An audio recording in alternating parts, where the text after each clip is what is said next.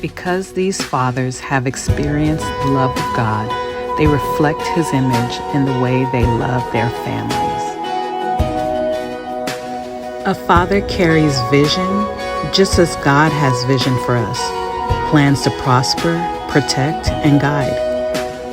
Through their consistent goodness, patience, and self-control, children learn trust and they are inspired to grow in the same character.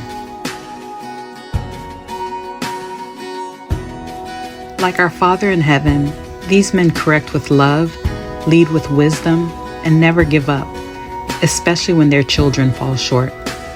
They model strength, not just in might, but in restraint, tender with the fragile, gentle with the broken, present with the vulnerable.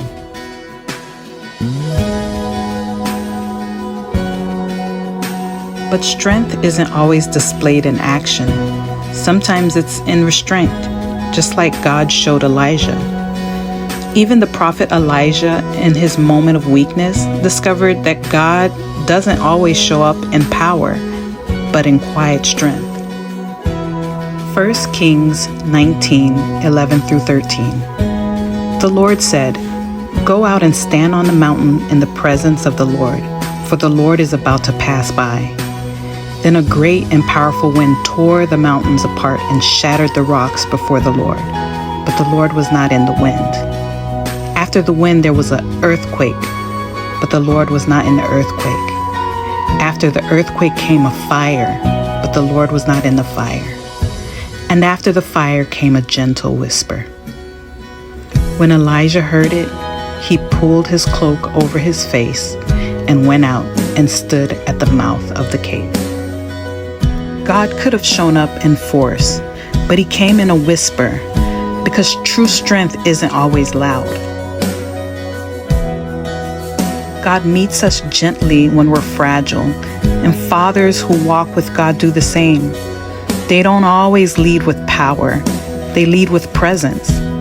They know how to dial down their strength when they're in the presence of the vulnerable, with their wives, their children, or those overlooked in the world. They reflect the quiet, steady strength of their Father in heaven. And if a child wanders, like the prodigal son, these fathers wait, pray, and welcome them back, just like God does for us. Their real strength? It's not in perfection. It's repentance, humility, accountability, and love. It's the courage to look within and say, "Make me more like you, Father."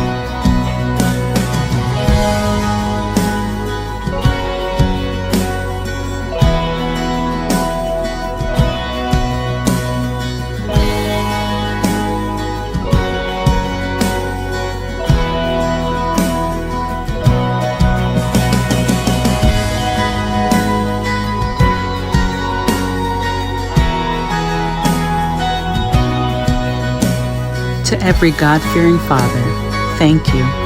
You lead like Christ, and through you, we see the heart of God.